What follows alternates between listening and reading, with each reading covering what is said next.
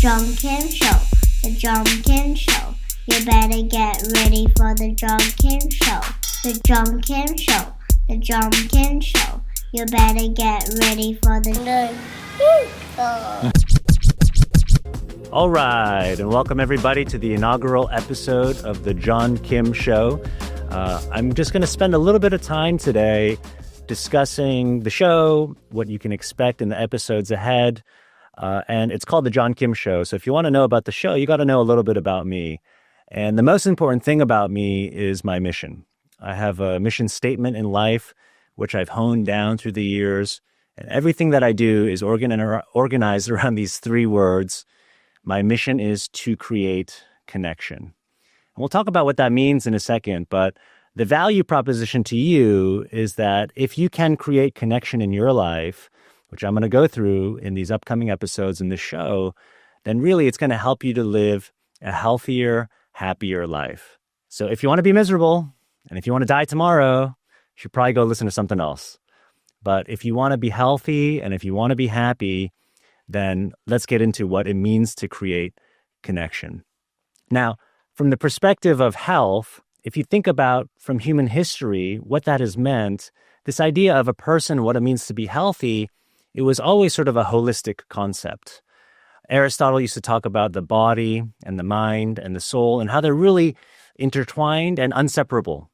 They all are different windows into this one being or this one entity called the self. And if you think about when you went to get healing from a monk in the Middle Ages, I have a little bit of a cough today. You went there, you say, I have a cough. I got something I need to fix. They would give you some medicine, some herbal remedies, and then they would pray for you because they understood or they believed that the person's health was not just their body, but it was their mind and their soul. You could go to a Native American tribe. In fact, every tribe and every tongue and every single culture from all of human history had a word for this. In Native American cultures, they were called shamans. In Africa, they were called witch doctors. There was always the concept of a healer in every single culture in the world who was responsible not just for your physical healing, your body, but also for your mental, relational, emotional, and spiritual well-being. They were also always the conduit to the spiritual world. Now, fast forward, what happened? Well, there was this era called the scientific revolution. And right around the same time, there was this other sort of sister cousin movement, you can call it, called the Enlightenment. And what happened then? Well, there was this rise of observation, right? I think the prototypical character that is described in this movement is a scientist named Galileo. And he kind of said, hey guys, why is it that we just believe that all the planets revolve around the Earth? Just because people tell us so doesn't mean that it's necessarily true. Let's look at the data. Let's look at observation. And he realized that when you look at what's going on in the skies, it doesn't make sense. And in fact, there was a much stronger viewpoint called heliocentrism, which basically said that, hey, all the planets revolve around the sun.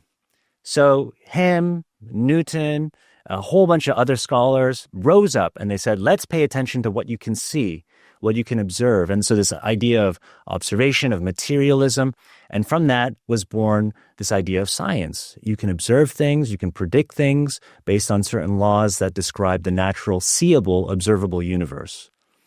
Now, that's not a bad thing, right? That's all great. Think about the wonderful discoveries that science has brought us. But if you look at what that means for health, this idea of a person as a holistic being, as body, mind, and soul together, what that did is it split that up. And Descartes was sort of the scholar back then who really honed in on this. He said, there's the seeable, which is the body, and there's the unseeable, which is the mind, soul, spirit. And all that is totally separate. They're divorced. He cleaved those two things asunder. And if you think about what that means for health, okay, it's much easier to observe the body than it is all those other things from the perspective of health. And also even within the physical body and physical health, it's much easier to observe when somebody gets sick. If you give them something, do they get better or not? You can run experiments on that. You can run randomized, double-blind control trials on that. And if you fast forward till today, that's how the healthcare industry really became the sick care industry. Now, I think we've known for a long time intuitively that just waiting for people to get like super sick and then pumping them full of drugs is not the answer, right? That's not how we move society forward. And I feel like we're at the cusp of this revolution in health and wellness because as our science gets better, we can measure more and more. So for instance, with the body, it used to be like, let's just measure sick people and do they get better or not? Well, it just so happens that as our sensor technology gets better, as it gets cheaper, it can make more sense to sense healthy people, right? Healthy people, let's say somebody who, two people who don't have cancer, but one of them drinks a lot and doesn't work out versus the other one who eats healthy and works out a lot. They're going to have different levels of health. And you can actually measure that. Wow. Everyone has an Apple Watch these days. People have an Oura Ring, so on and so forth. And because of that, as our science has gotten better, we're now able to birth the biohacking movement, the quantified self movement. Okay, so that's within the body. That's physical health. If you think about mental health, when Freud and Carl Jung came onto the scene, where they're sort of the fathers, the original pioneers of mental health, people said, man, that's woo-woo. Mental health? What are you talking about? You can't see the mind. That was seen as something that was very, very far out there. But now we know, you fast forward till today, as our tools have gotten better, the ability to measure these things, it's very clear we have a mental health pandemic today. And if you think about sort of the last bastion of unobservability was really spiritual health, right? This idea of soul and spirit. And that's been totally unobservable, right? And that's why historically there's sort of been this, at least at odds, idea, let's say, between scientists and spiritualists, people of faith of all different backgrounds. I actually think if you go back and look at the history of things, the people who are the most hardcore sort of analytical scientists were also very spiritual people, including Galileo. And we'll get into that in subsequent episodes. But there's this idea that if you're hard-nosed, if you're analytical, if you're looking at observation, then you can't really be focused on things that are unseen and woo spiritual things. But now the science is catching up. And there's this area of study that I discovered called neurotheology. Now that word, it was first coined by an author named Aldous Huxley in the 70s. And he wrote Brave New World and Doors of Perception, a brilliant guy. But the modern father of neurotheology is a gentleman named Andrew Newberg. He was a professor at Penn, where I went to school. When he did a lot of this foundational research, he's now at Jefferson, I believe. But in his book, Why God Won't Go Away, you can go read up on it. At the beginning, he describes one of these experiments that he did, where he had people praying and meditating in a brain scan machine, a SPECT scan machine, and they would pray and meditate, and when they got to their peak spiritual state, they would tug on a piece of string, and the researchers would inject their brain with radioactive dye. They'd take a picture of the brain, and what it would show is that the part of your brain that is responsible for giving you your sense of self, it helps you to understand this is where I stop and the rest of the world begins. That part of your brain, it shuts down. And that aligns with what mystics have said through the centuries. Spiritually sensitive people, when they're in these heightened, transcendent spiritual states, they say, I lose my sense of self and I connect with something outside of myself. So now we have a biological basis, a scientifically proven way to demonstrate that there is such a thing as spiritual experience and spiritual health. The interesting thing about Newberg's framework is that anytime you feel connected to something outside yourself, from a brain biology perspective, it's the same thing as spiritual experience. So if you go to a sports game, right, and you feel at one with the team and the fans, you're connecting with something outside yourself. If you feel thankful to your mother for sacrificing for you, for raising you, that's connecting with something outside yourself. If you go to a concert, right, and you feel at one with the music and you're flowing and you're dancing, that is connecting with something outside yourself. July 4th, I used to live in Singapore for many years. I went to the National Day Parade and I felt so at one with the country, even though I'm not Singaporean. All of that from a brain biology perspective is the same thing. You're connecting with something outside yourself. Let's take a tour back, okay? So we now have a biological basis for spiritual experience and therefore spiritual health. If you look back, what does mental health mean? Well, let me give you one example. There's a psychologist named Bruce Alexander who ran a really fascinating experiment.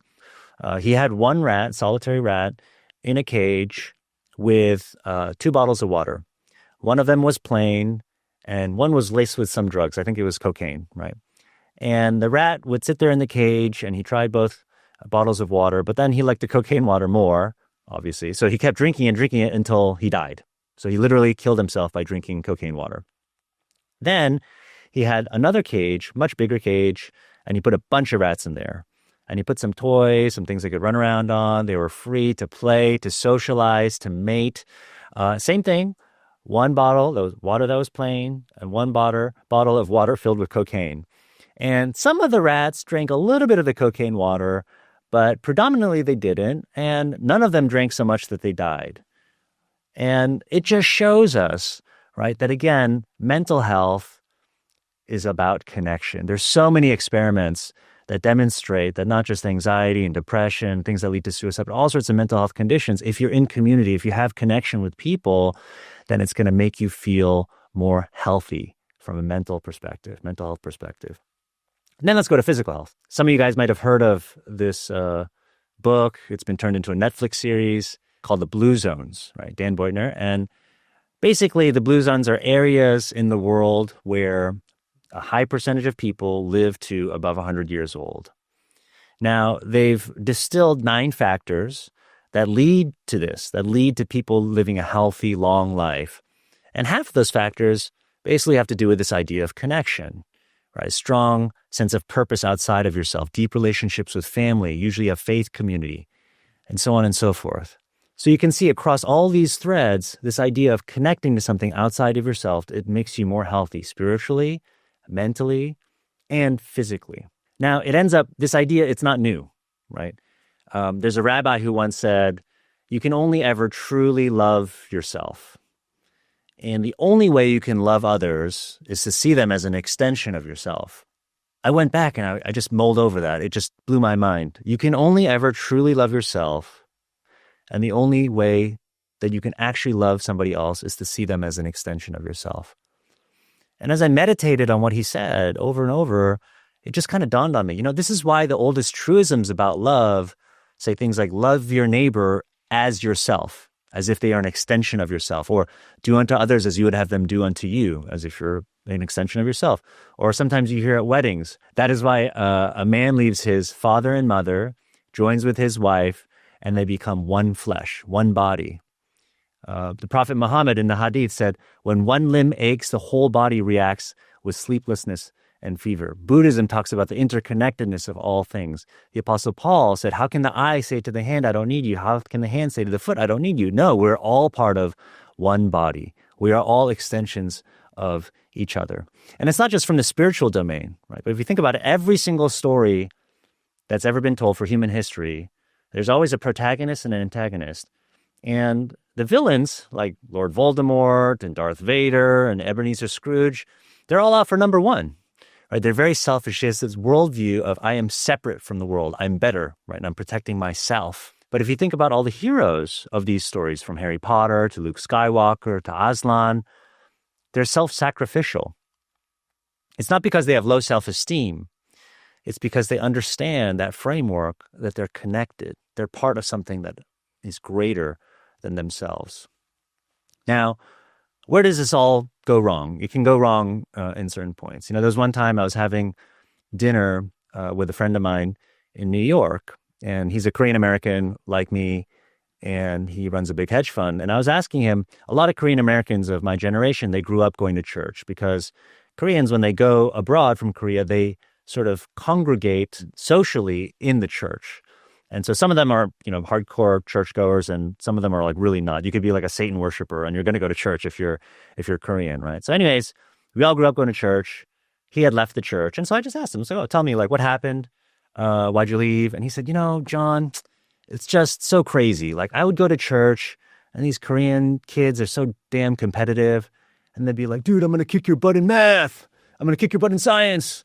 I'm going to kick your butt in English and history and music and sports. And when there's nothing left to kick your butt in anymore, it's like, I'm going to kick your butt in church. I'm going to pray more than you. I'm going to fast longer than you. I'm going to come in earlier than you. And he's like, dude, it's just not what it's supposed to be about. It really turned me off from this whole church thing. And I was like, yeah, dude, totally, man. It's not supposed to be about that.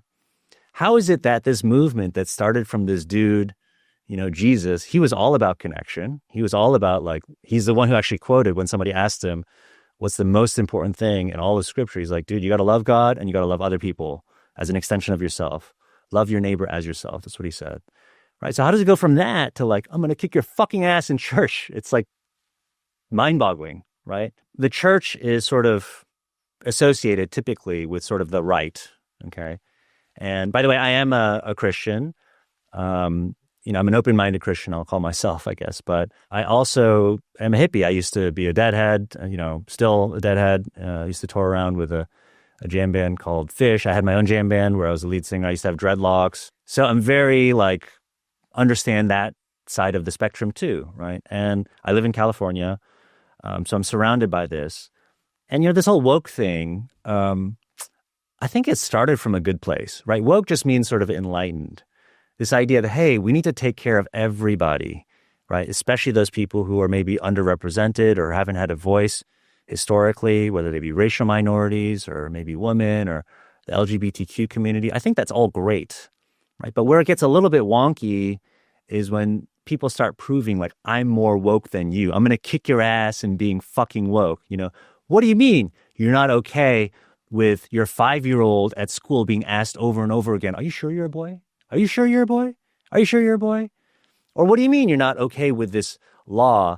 My city council person here voted against this law. We're going to try and get it so that homeless encampments don't need to be within 500 feet of a school. It's like, why does it need to be within 500 feet of a school? It doesn't actually help the homeless person, right? What do you mean you're not okay with that law? It's like, I'm more woke than you.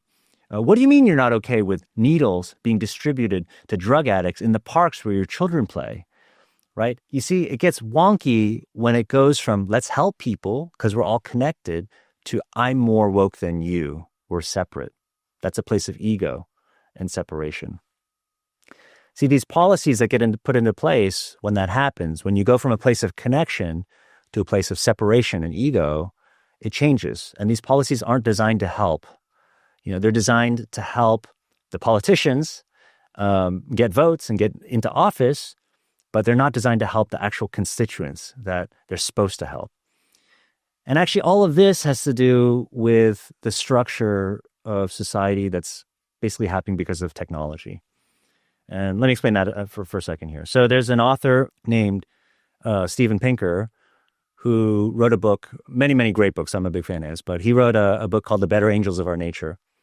And in this book, he talks about, he puts a sort of a hypothesis. And he says, if you ask people whether the world is getting more or less violent, they'll typically say, it feels like it's getting more violent. Just see all these mass shootings and the wars, and it just feels like it's getting more violent. But if you take a look at the data, by every single metric you can possibly measure, the world is getting less violent over time.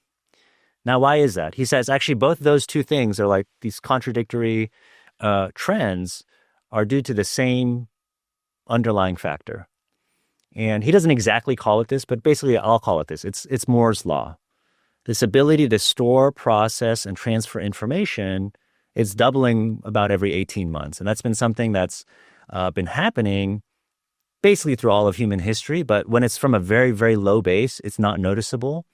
Where it started to get noticeable is right around the time that the printing press was invented. And this is the example that Pinker gives.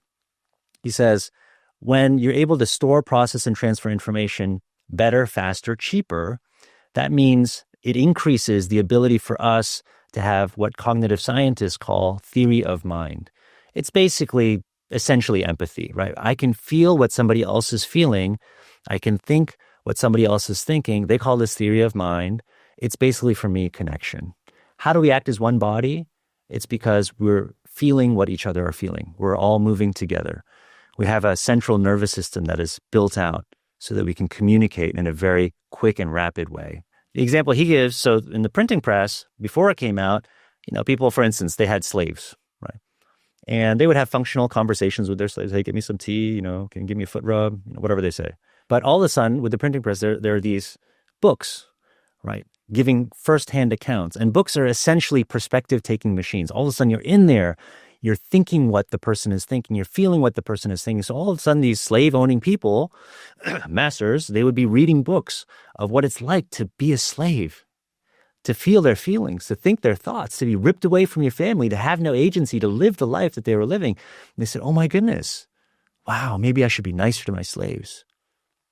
Maybe we should do away with slavery altogether.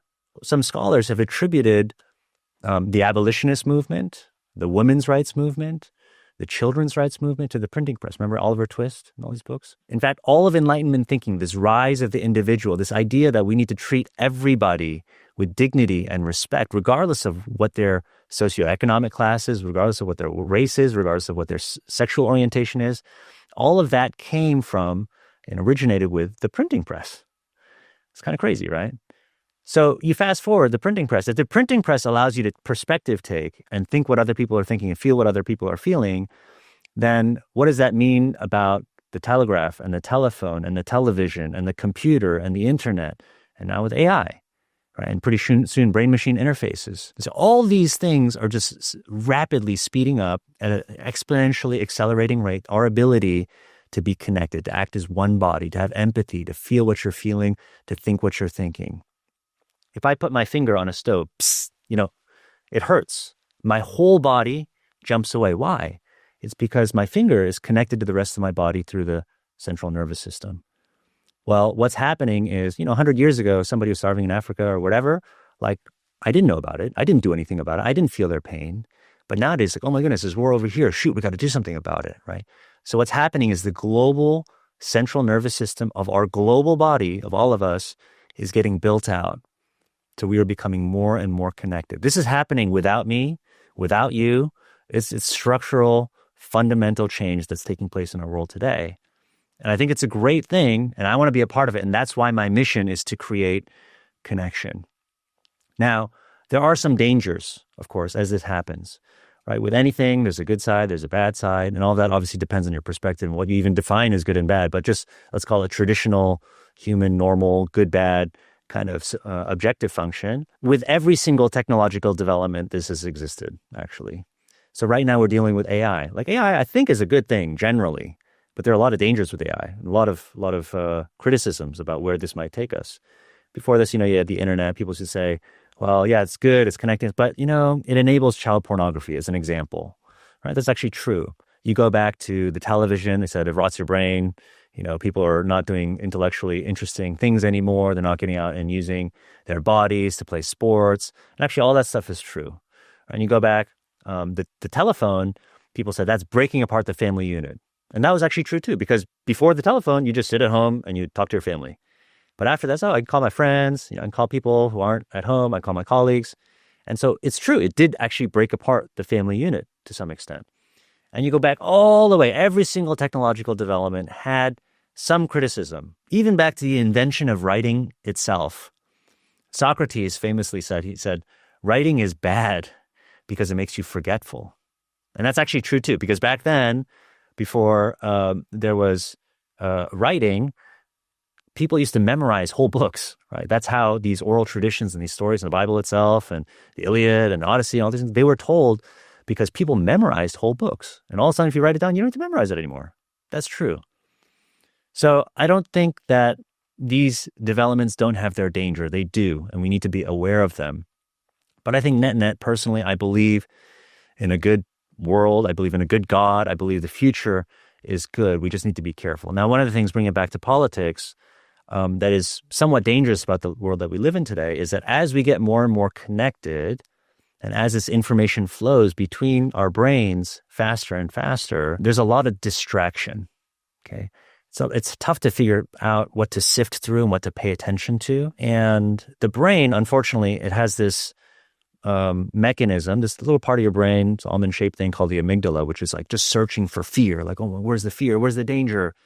And so content creators like me, making this podcast, they know that if they just give you some information that's very neutral, you're not going to pay attention to it. It just blows by.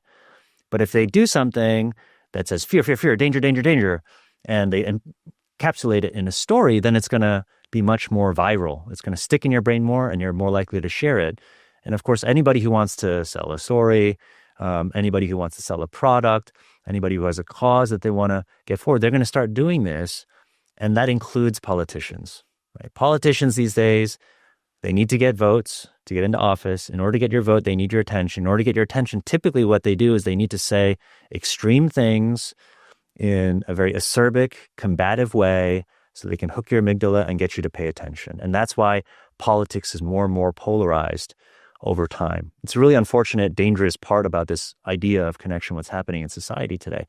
I believe those two things, those two extremes, they don't actually represent society. Most people are kind of in the middle, right?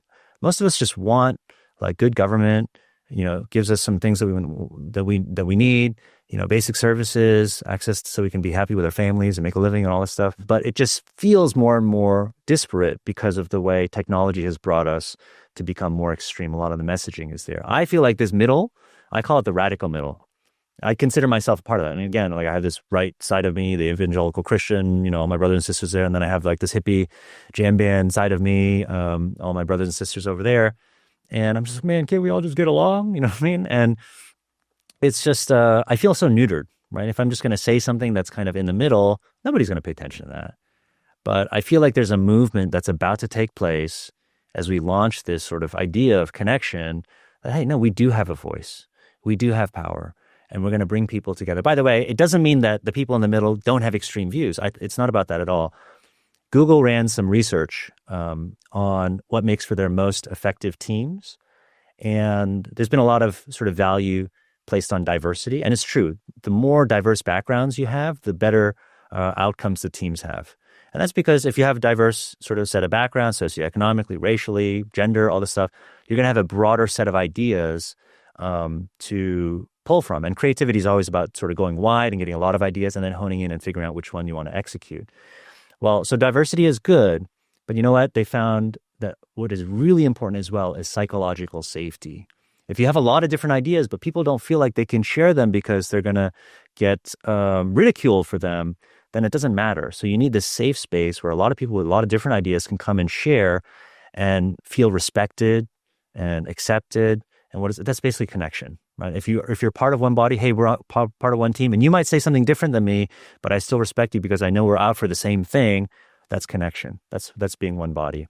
You can see that this touches on a lot of different themes here. This idea of creating connection. It touches on health and wellness, it touches on science and spirituality, it touches on politics and psychology, organizational behavior, business, startups. We're going to touch on a lot of different things, right? But it's all organized around this mission statement that I have to create connection. Now, what qualifies me? Why should you listen to me as somebody talking about this? Well, I think I should tell you a little bit about my story and who I am.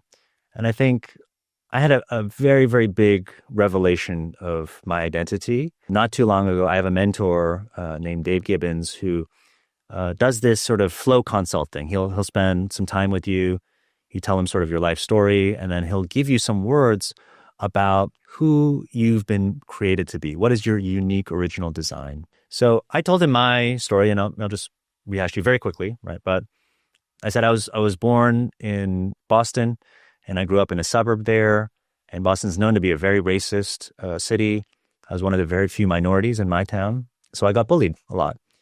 And by the time I was 10, I was suicidal.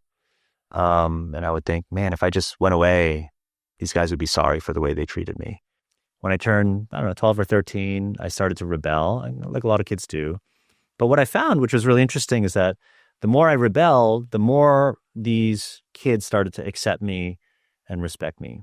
I was craving that connection with them, with the community. I didn't get it. But when I started to rebel, I did. I said, wow, this is easy. It's like, I'm going to go all in on this strategy. So I doubled down. And I started making fake IDs. I started going to buy alcohol. I started partying a lot. I started doing drugs. I started dealing drugs. I started stealing cars. I had a few run-ins with the police. And it started this sort of like, I call it 10, 11-year period of wandering in the desert where I really focused on how I could get sort of the acceptance of the world and of people. And I got pretty good at it. I'd say at the end of it, I was playing music full-time in a band, and we were touring around the country and living out of hotel rooms, and put out a couple albums, played with some really famous people, K-pop stars, and well-known people in the US as well. But with each show, it does something for your sense of acceptance when you have people screaming for you. We had groupies, people travel around, city to city to follow us. It does something for your sense of that worth and connection and acceptance and respect. But after each of those highs, I'd feel a lower low. And what I realized is I was a psychology minor in college, and what I realized is that we're not after the extra dollar, or we're not after the extra fan, the incremental praise from somebody. We're not after actually the worldly thing that we think we're after. What we're really after is the little squirt of dopamine that we get in our head when that worldly stimulation happens to us. And when I was really into working out, one of my favorite quotes, I got into sort of like Arnold Schwarzenegger stuff. And I love this quote. He says, if you put a 5 horsepower load on a 3 horsepower engine, it breaks. But if you put a 5 horsepower load on a 3 horsepower person, it becomes a 5 horsepower person. See, people adapt. This is the most amazing thing about the human race is our neuroplasticity. And that obviously translates into our bodies.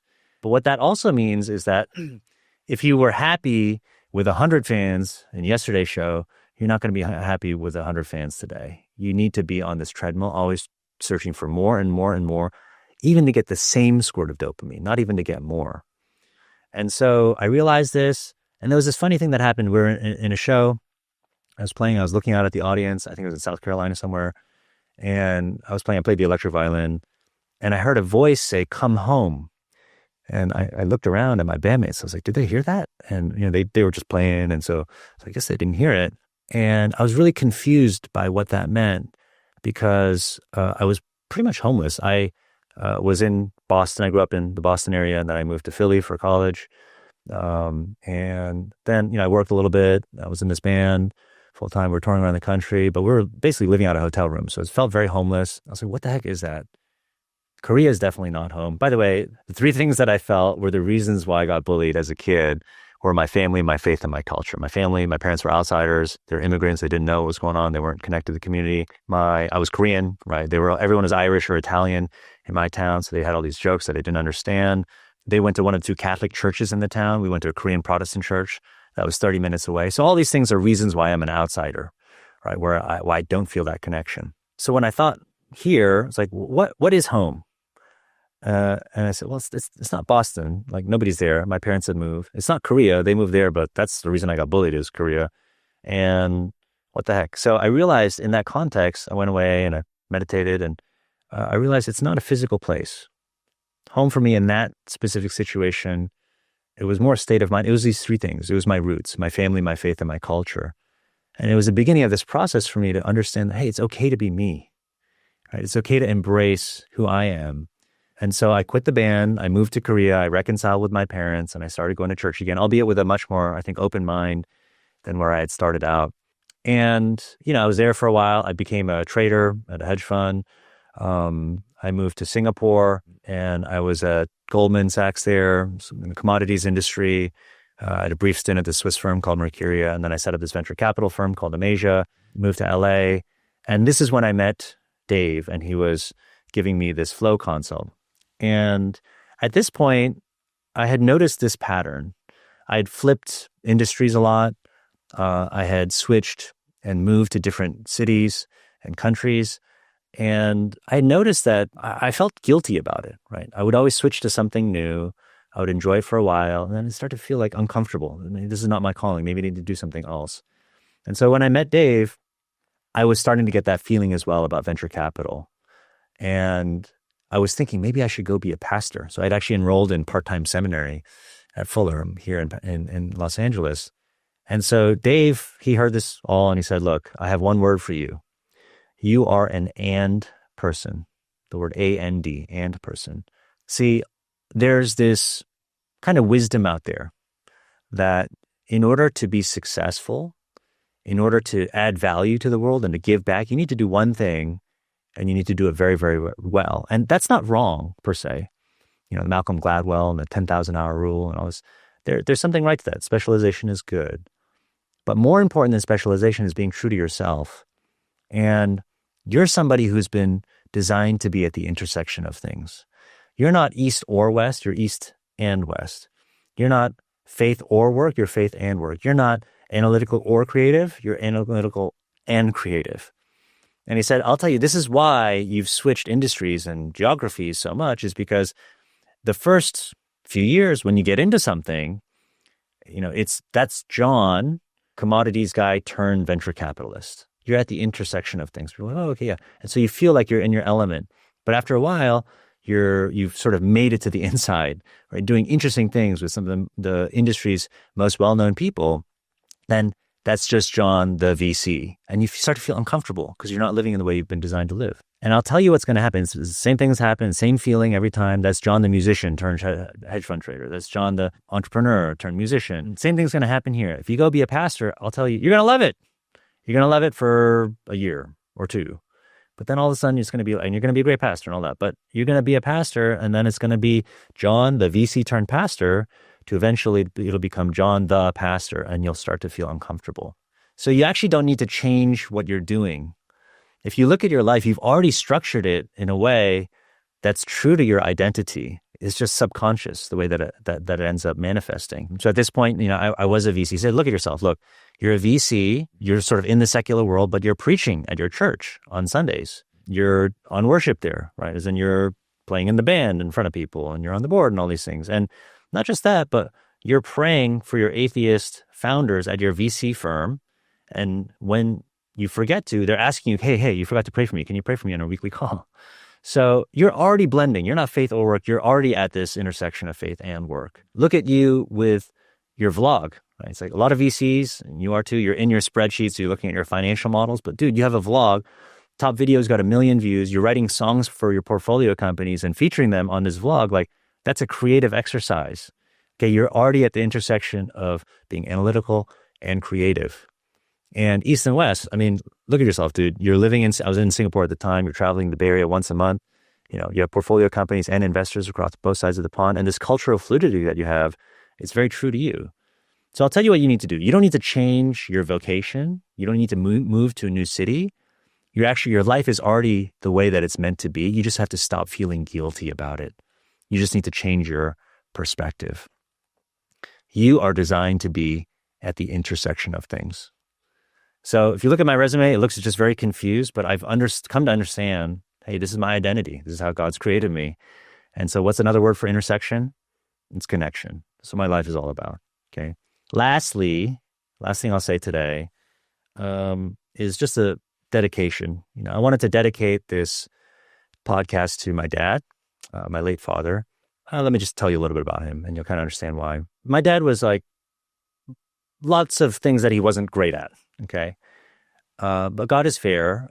One thing that he was always known for was being academic. And so from the time he was very, very young, straight through, he knew from the bottom of his heart, and everybody around him knew, and people would say over him and pray over him, and all these, like, you're going to be an academic someday. You're going to go out to university, and you're going to do research, and you're going to teach. And it was just so obvious to everybody, including him. And so he went to, school, and he went to all these great institutions. And at the end of his sort of, studies, he did his last postdoc at Harvard Medical School, and he went to apply for jobs. And nothing worked out. Nobody got back to him. He didn't get a job at any university. And it was so shocking for him. So shocking for everybody, my mom, everybody around him, because it was so obvious, again, that this was his calling. This is who he's meant to be. This is how he's been designed. But he ended up going to work for the Department of Defense. They have the Natick Research Labs up outside of Boston. And he was a chemist, so he's working on mostly on food and the meals ready to eat. So if any of you servicemen out there are eating those things out in the field, they're still tasting good because, in large part, what my dad did. And it was a fine career, had some patents and all that, but it wasn't his calling. And I didn't know until much later that from the day I was born until the day I left for college, my dad was working in a job that he believed wasn't his calling. And he used to say to me, my ceiling is your floor. So encouraging. Yeah, such a loving guy. But to be honest with you, I didn't respect him a lot growing up. And so I'd be like, dude, of course your ceiling is my floor. Because in my town, money was sort of the currency, right? And I was like, dude, all these other, my friends' dads, they're making way more money than you. A lot of them didn't even certainly didn't get a PhD. A lot of them didn't even, go to a master's. Some didn't even go to college, and they're all making more money than you. You spent 12 years of school after high school to go do this. Like, of course, I'm going to do more than you. But what I didn't realize is money is not his currency. He actually never really cared about that. Anyways, the year I went to college, he got a phone call. And it was from Seoul National University, his alma mater in Korea. And they said, hey, we have a position open for a professor of chemistry. Would you like to apply? And he was shocked. First of all, that's even a miracle that they asked him to apply, because in Korea, it's a very Confucian society based on the ideas of Confucius. And what that means is very hierarchical. There's a lot of being deferential to elders. So what happens in a Korean university is if they have a position open, they want to give it to a young professor so they can load him up with all the crap work, right? All the people, they don't want to deal with the grunt work, so they give it to this young guy. But for some reason, they said, maybe we should just invite, Hee-jun Kim was my dad's name. So he applied. He ended up getting the position, again, a miracle. And he went over there and he started teaching. And he started doing some things that he could only do because he had not been an academic for 20, 30 years, right? Now, there are many examples, but I'll just give you one of them. At the end of every class, he used to ask his students, hey, can you write one thing that you liked about today's lecture and one thing that you didn't like about today's lecture? And then give me that. And that was unheard of in Korea because, again, Confucian culture, I'm the professor. You are the student. Who are you to teach me how to teach? Like, I know how to teach. I know everything and you know nothing, right? This is the attitude that we see often in the Korean classroom. But he kind of turned it on his head. And through this very quick iterative feedback, he was able to hone his lecturing style. And I think it was within the first year he got the award as the top lecturer at the top university in the whole country. Now, because of that, he started getting asked to quote various newspaper articles, and he had his own column, and he was asked on radio, and he had his own show, and he was asked to appear on the news a lot, and then he had his own nationally syndicated TV show. And he gained some notoriety. I'd be walking with him. People would recognize him on the street at times. But I think the thing that actually had the broadest impact was this development of science curriculum. See, my dad had this idea that we're not designed as humans to just sort of digest information, right? We're designed to understand stories. So he asked this question, why is it that we teach science by throwing a bunch of information at these kids in very discrete ways? Here's biology, a bunch of facts. Here's chemistry, a bunch of facts and some formulas. Here's physics, some formulas and some facts and some ideas. And he said, wouldn't it be so much better if we could teach science through the story of the universe? So he created this curriculum where he talked about the story of the universe from the Big Bang till today, and he interwove biology, chemistry, and physics, and a whole bunch of other stuff into the story of the universe. And it was a huge hit. It became this massive hit at his university. He started getting asked to teach it at gifted high schools around the country. And then the government got wind of it, and they said, hey, can we make this the national science curriculum? And so he came. He said, yes, of course, I'll help you to do that. He wrote the book, literally. And now, to this day, decades on, it's still the national science curriculum of Korea. Tens of millions of people deeply impacted by this idea. Now, when he died 3 years ago, it was a week after we landed here in the United States. And, it's been the hardest 3 years of my life, partly because of my dad. There's been a lot of other grief too, and we'll probably get through some of that in subsequent episodes as well. But I got this verse when he died in my time of prayer and meditation. I got this, I just felt this prompting. It said, in order for a tree to grow, a seed must first die. And it just made me think about the life of my dad. And I didn't understand what it meant exactly. I felt also this prompting that I used to have a vlog, as I mentioned earlier. I just felt this prompting, I need to shut it down and close it. And I didn't know what was next. I didn't know. I just knew I needed to go through this process, and I knew I needed to have faith that there was a tree ahead. And certain things needed to die. Maybe my dad needed to die. Maybe the vlog needed to die. Again, a bunch of other things have had to die in the last few years. But I do believe that I'm about to enter into a new season in life. And hopefully you guys can all come with me in this journey to experience that.